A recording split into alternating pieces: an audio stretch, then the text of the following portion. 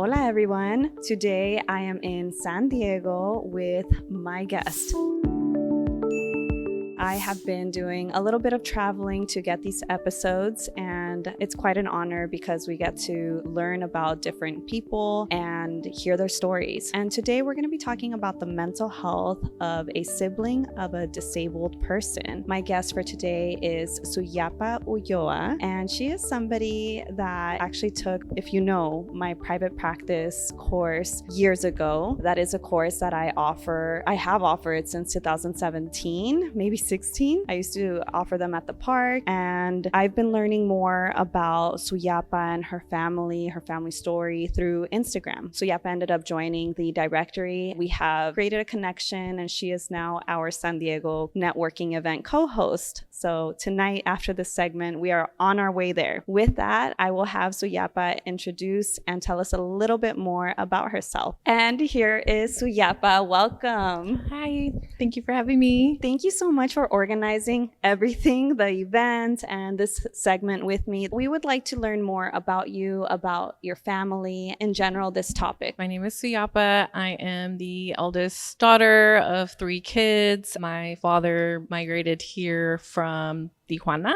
and my mom migrated from Honduras to Los Angeles, and then this is how they met. We grew up in LA. My sister was born around when I was almost 10 years old, so there's a big age gap there, and my brother was adopted actually when I was about maybe 8 years old. Thank you so much for that. Would it be appropriate to ask what your sister was born with, or what defines her as a disabled person, and correct me if that's the incorrect terminology? No, that is the correct terminology of how, some people say second person, but we want to emphasize that it's not wrong to say disabled person, but people have their preference, and that's just my preference. So my sister was born with a cleft lip and palate, and she was diagnosed with Opitz syndrome. That isn't necessarily a very common syndrome in girls, typically in boys. However, she doesn't quite fit the exact diagnosis of it, but that's the closest thing that doctors could diagnose her with. So therefore, that means that she has also intellectual disability, some physical limitations, and some language limitations as well. So Yapa, in what ways did you notice specifically that your family was different? I think when we were talking, you had mentioned that your sister was being fed through a tube,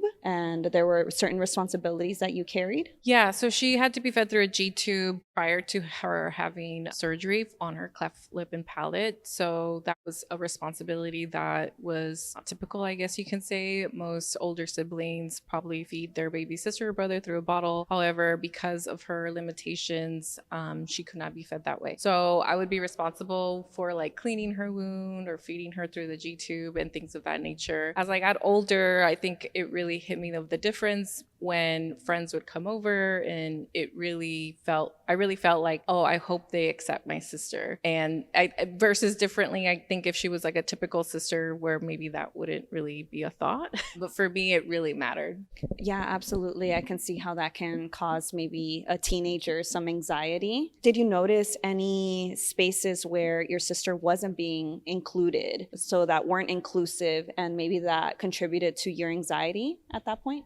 Yeah, I mean, everywhere we would go, we would get stares. She would get stared at. I think when I was younger, it really bothered me a lot, and I would just stare back at them. And I mean, to this day, I'm pretty protective of her. However, I think back then it was mostly younger kids. And so I think that's more the adults in their home and responsibility to teach them these things that, people look different and not everyone looks the same, and that's okay. Yeah. And we don't have to stare. Yes. Yeah. It's rude to stare. Yeah. How did coming from an immigrant family shape the way that disability was navigated or handled in your household?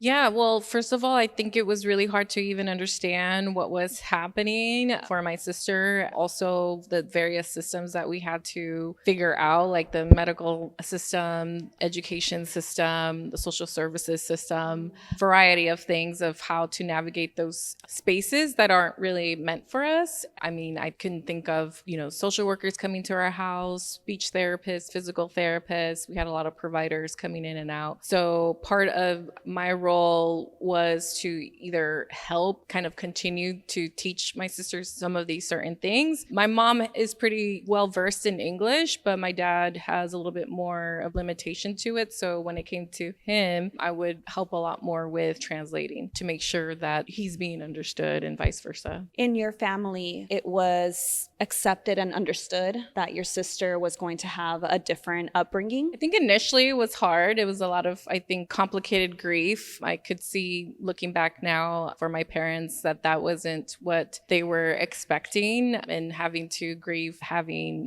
typical dreams for their child. At the same time, it was a lot of, I think, realization that, yeah, it was going to be different. And we just had to make sure to advocate for her needs, to make sure that she doesn't get taken advantage of, or that she gets the help that she really needs. I know that's a separate problem that happens with disabled folks. As a therapist and somebody that has this lived experience, what is some guidance that you can offer to parents and caregivers that also have other children, whether they're disabled or not, in ways of how they can support them? Yeah, I think specifically for the child that is typical, I guess you can say, it's really setting intentional time separate for them and making sure that they are also pouring into that child and spending one-on-one time with them, just because it's very, you can't undo or go against the fact that this child is going to need more attention and that it is going to require a lot more effort and energy, and very valid, for very valid reasons. And if possible, to really also pour into the other children that might, need also some attention on them. And as a therapist myself, I know that it's very complicated,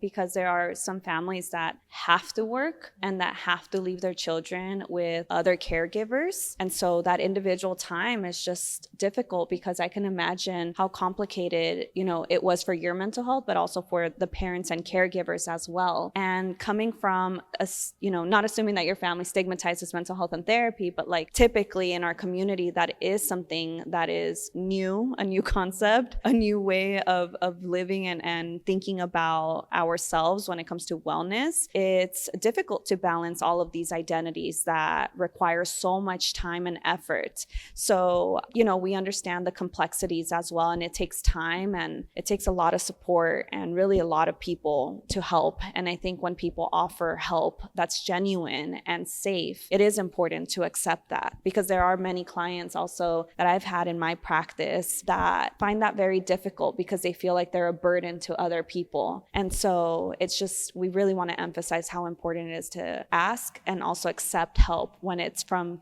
good people around you. So going back to the sibling dynamic, I would imagine that there's also siblings out there that experience resentfulness. What can you offer in regards to how they can navigate that resentment without shame? Yeah, I think it's okay to acknowledge that there's resentment there. And I think it's okay to voice that out. It doesn't make you a bad person. It doesn't make you selfish. I think it's natural for, especially as a kid, to not know any better, I guess you can say, that you might resent the fact that you didn't get the attention that you feel you needed or deserved. So I would say owning it, acknowledging it. And also my perspective, what has helped me, it was mostly empathizing a lot with my parents and my siblings, is that my sister didn't choose to be born this way. And my parents, like you mentioned, my dad had to work full time. He was the main breadwinner, and my mom was the one that would stay at home the most. So yeah, they're spread thin, so I think it's just empathizing with the limitations that we had growing up as well. Yeah, absolutely. And there was another question that came up in regards to how people can voice, or how a sibling, I know it's going to be developmentally different. So somebody from like 8 years old to like 16 years old to 20 years old, etc. But before I bounce that question to you as to how you would recommend that they say those words, like I'm feeling resentful, or however you suggest. I want to offer some guidance to parents, especially for those, even parents of teenagers, parents of younger children, to introduce that word. It's okay. Resentment, just because you introduce it, it doesn't mean that it's going to grow on them. It's probably something that they're already feeling or like unsure about, they're feeling confused about. If they have tantrums, explosive behaviors, it's likely because they're feeling that in connection to other emotions. So I really recommend introducing that word and telling them it's okay if you feel like that. It's okay if you ever feel jealous. I want you to trust me and tell me when you do. Sometimes I'm going to be very tired and maybe I won't be nice, but I promise you I'm going to try. Or I always want to be here to listen to you. You know, I think just normalizing emotions that are not pleasant, that are not happy is very important when it comes to mental health across all ages. And I think many of you that grew up in stigmatizing households would probably, I would imagine, would have appreciated a conversation like that from somebody just validating and teaching you about feelings. And also teach the people in your home how to cope. Whether you're learning it yourself for the first time or you know these coping skills, do breathing exercises together. Just simply getting on their level and saying, let's try this exercise that I learned from the internet or from my therapist. We're going to breathe in very slowly through the nose. We're going to hold that for a few seconds and then exhale so slowly from the mouth. Or we're going to say some positive affirmations about each other, oneself, etc. Right? Just giving some ideas. So what do you recommend as some language for people that are feeling that frustration and need to vocalize it? Yeah, I mean, I think it is just acknowledging and owning it and expressing like, I am feeling resentful for X, Y, or Z reasons, you know, or if you are aware of what you are needing. So for example, is like, I'm really needing your attention in this moment, or I'm really needing some one-on-one time with you. You know, really, I guess you could say identifying what is the need that you are desiring from your caregiver or your parent, and to vocalize that. And I know, like you mentioned, depending on the age can depend of how well aware we are of our own needs. I would say this is probably more for like 10 and up, I guess you can say, to be able to vocalize it. But yeah, I mean, I think maybe even writing a letter to your parent, if it's hard to. Or a text. yeah. We're millennials. Yeah, texting about how you're feeling, right? And always using the I statements, like I feel blank, right? Because we don't want to be, you know, accusatory or have the other person feel attacked or get defensive. So yeah, a lot of I statements and how expressing how you feel and identifying what the need is. Winding down here, what are some ways that community support can be better at creating their spaces more, or making their spaces more inclusive?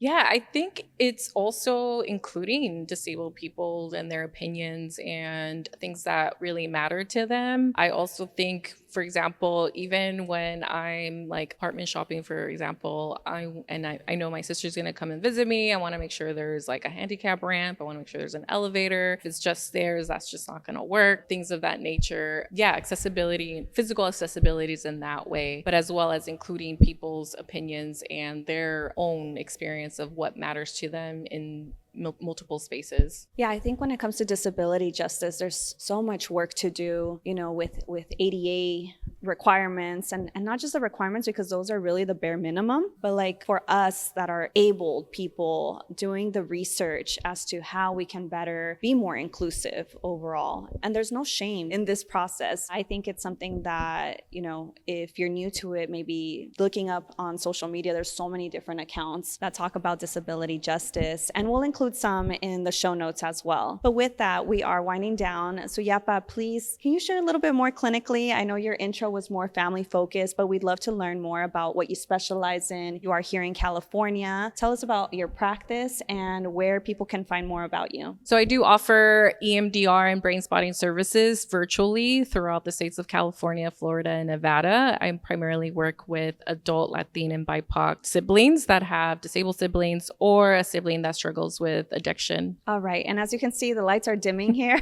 So we are going to go ahead and end this episode. episode. Thank you so much, everybody, for tuning in to a new season. And thank you so much, Suyapa, for educating us and introducing us to your family. It's sacred and it means a lot to me and our community. And so you can find Suyapa also on the Latinx Therapy Directory. And again, I'll be sure to link resources in the show notes that Suyapa also recommends. And so with that, I will see you for the next segment. Thank you so much for tuning in. Bye from San Diego.